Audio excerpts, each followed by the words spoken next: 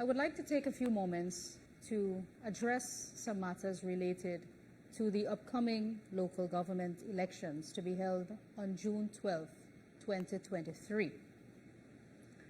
I would like to start off by addressing the accusations from the leader of the opposition and members of the opposition about forged signatures appearing on the list of candidates and backers for the People's Progressive Party Civic.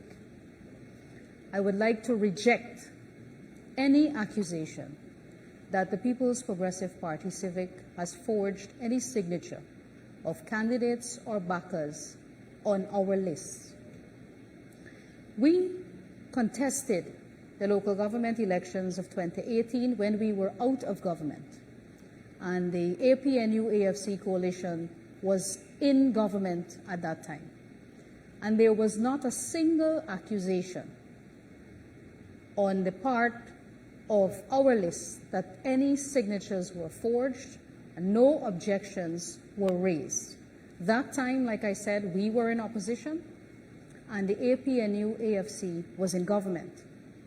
But they were so confident that they would be victorious at the 2018 local government elections that they were not investing the time that they are investing now to go around communities, scrutinizing the list and selecting people and harassing them for supporting a People's Progressive Party Civic list.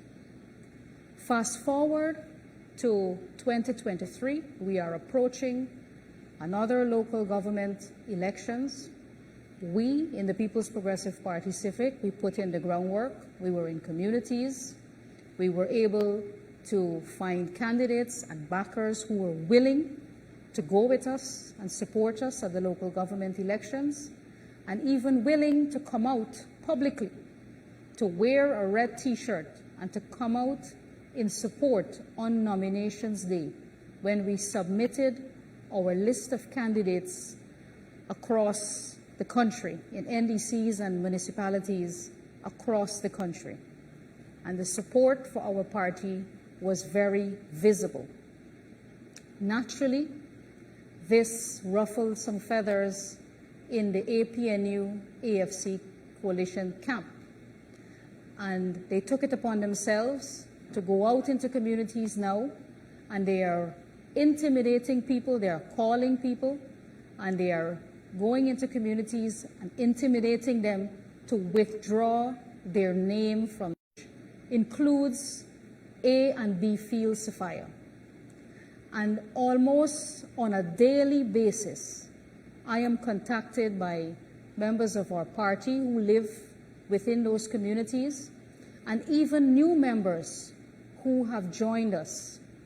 And they complain to me sometimes during the nights that they are being intimidated, that people are hurling remarks at them as they walk down the streets, that single mothers are afraid for their lives and they are afraid for their safety. We have reports of people sleeping at night and their homes being pelted with rocks.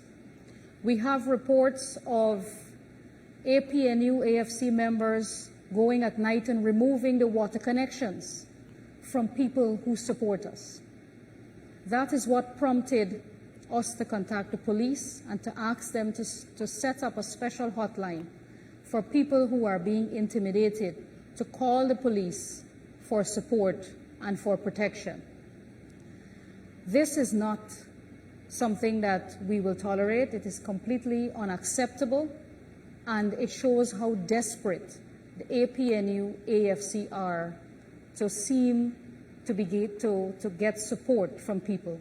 They want sympathy, and they want to cast doubt on the credibility of the People's Progressive Party Civic.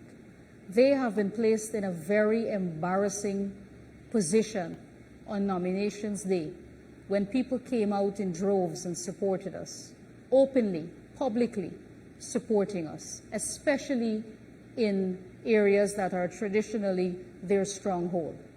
they are naturally very rattled and very afraid of contesting these elections, and therefore they are trying to cast doubt on our lists and the credibility of the process.